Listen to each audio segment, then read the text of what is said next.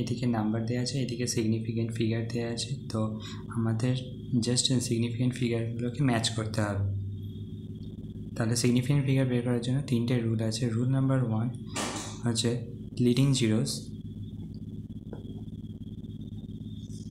আর never significant আর trailing zeros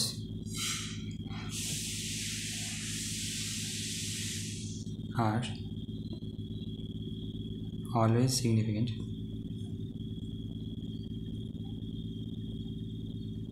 আরেকটা হচ্ছে zero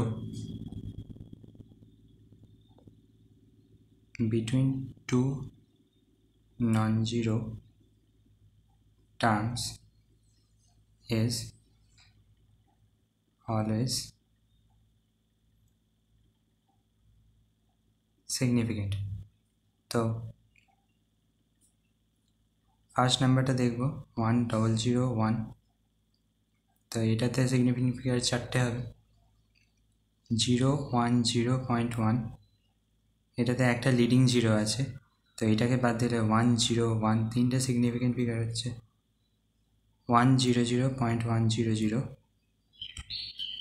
এটাতে 1 আর 1-এর মাঝখানে 2টো জিরো আছে, তো আর ট্রেলিং জিরো আছে।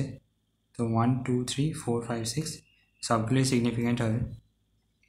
আর 0.001010 এইটাতে আমাদের লিডিং জিরো এই 3টে আছে, আর এইগুলো সবগুলোই সিগনিফিকেন্ট হবে।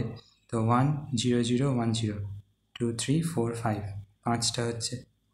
তাহলে এর সাথে কি ম্যাচ করছে?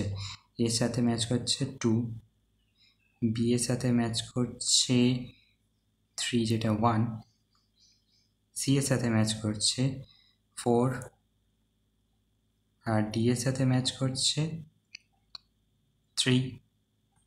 তাহলে এটাই হবে কারেক্ট অ্যান্সার। Thank you.